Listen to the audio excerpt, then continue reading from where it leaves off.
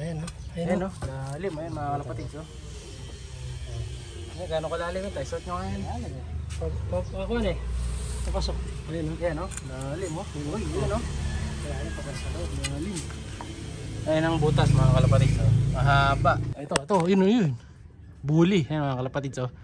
Comment kayo kung anong tawag dito sa mga lugar nyo mga kalapatids, ayan, oh. So, ito yata yung kumakain ng mga manok ko.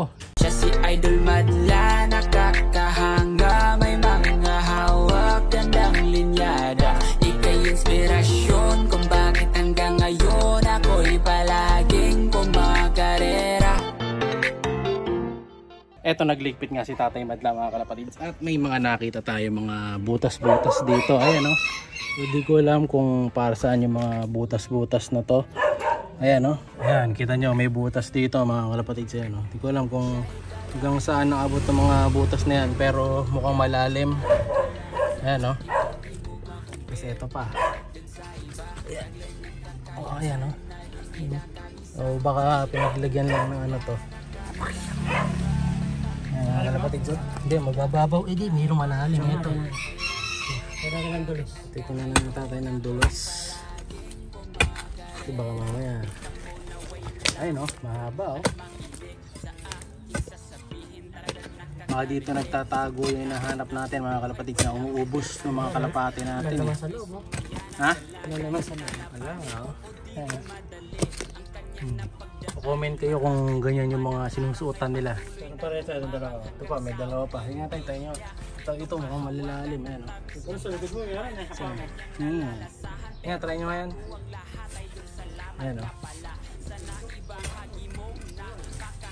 Pag may tumalon dyan, tatalon din tayo. Ayan, oh. Ano? Hulubog, oh. Papunta sa loob ng konto. Flooring, no? Ayan, no? Ayan, no? Lalim, ayan, mga kalapatids, oh. Ay, gano'ng kalalim ito? Start nyo ngayon. Ako ano eh. Papasok. Ayan, no? Lalim, oh. Uy, ayan, no? Lalim. Ayan ang butas mga kalapatids, eh. Mahaba. Nakakatakot suot ang kamay, baka ano lumabas dyan, eh. Kasi ngayon ng flooring mo. Na, hindi nagtatago. So tatabunan na lang natin yan.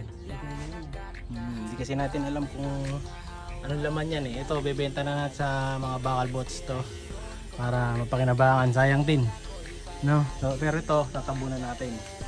Ito, tabunan niya. Ito pa isa, oh. Ito pa isa. Yeah. Ay, ito mababaw lang. Wala to. Tubig lang siguro yung humukay dito. Pero yon, hindi natin alam kung ano laman na ito. Ayan. Oh, ilaliman, eh. Malambot pala dyan, eh. Ayan, yung flooring yan eh. Nandiyan sa ilalim ng flooring. Alam mo, dyan tayo sa ilalim kasi ito nga. May bahay kasi dito sa kabila. Firewall yan, firewall. Tapos ayan, tatabunan na lang ni tatay. Ayun pa, oh. Ayun, ano yun? Ayun, may butas. Butas nga yan, ah. Oh, may isa pang butas, ayun, oh. So marami siyang suot-suot na butas. Butas. Oh, diba? Kamising Natin ang bato. yan yung matigas. Yan, tatabunan lang natin ng mga bato-bato. Ayun, oh. Or baka tubig lang ang humukay dyan, depende. Hindi natin alam. Ayan, tatabunan na lang ulit, saka didigdigin para tumigas-tigas kahit po paano. Yan, o. Diba? So, wala kasi tayong alam kung saan sila nagtatago, eh. Pwede rin sa mga ganito, ayan, na ginagawang pugad ng mga manok. Ito halaman kasi ito tatanggalin din natin. Yan. Ito mga bakal-bakal dito kasi nakakalat din dito to, eh. Alisin na natin to. Saan? May malaking butas din dyan. O, maaari din dito sa mga ilalim. Kasi napapanood ko nga sa mga video na nanguuli ng mga ahas. Parang minsan sa mga ganito sila nagtatago, ayun, sa mga maraming mga kalat-kalat ganyan. So, maaring nandito sila. Kaya nililinis natin mga kalapatids, no? Dahil nauubos na yung manok natin. So biruin nyo, 2 sisiw, tapos 1, 2, 2 kalapate, tapos yung isang medyo malaki na, isa pang manok, 6. Tatlo na ba? Hindi, isa lang. Isa, dalawa pa lang. So 6, total of 6 ang nakain na nun. Pero di naman niya totally kinain. Yung dalawang sisiw ko yung kinain niya mismo. Kasi nawala pati yung pinaka katawan o yung bangkay nawala Ibig sabihin, nalunok niya yun. Kasi ganito lang maliliit. So tayo natin linisin to. Baka kasi nandito. Para mabulabog, malis kung sakali lumabas na siya. At pag nahuli natin, adobo sa atin yun. Ayan. Kasi dati, di ba, kung maalala yung mga video natin, nakahuli tayo yung mahaba, tapos meron pa isa, yung nasa bubong.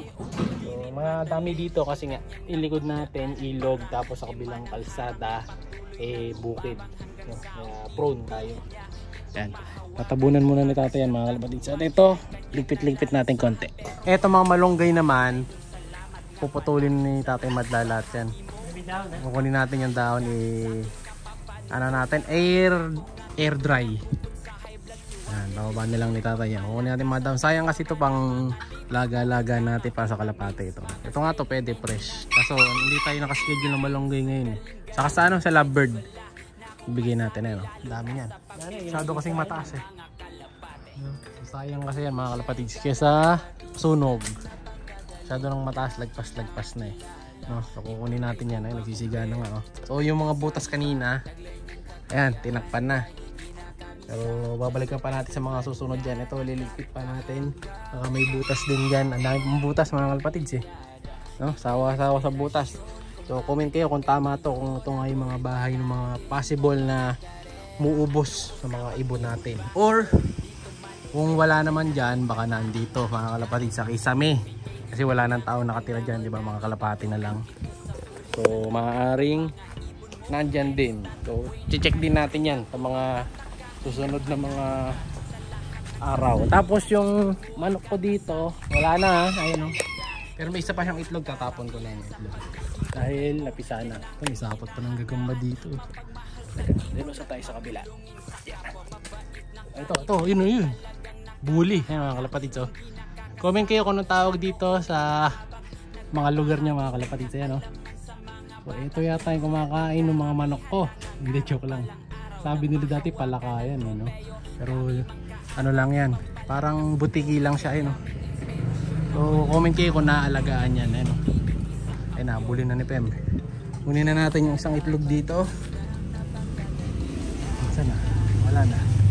Ayan, tumakbo na dun. Ito yung pinag-itlogan ng manok natin Ito wala na to, sira na to. Yung isa napisa na rin Mamaya kukunin ko, tatanggalin natin. Ayan. Tuloy-tuloy muna namin yung paglilinis dito para mawala na yung mga uubos sa kalapati ko. Siya'y kalapatistang napakagaling na kinakilala.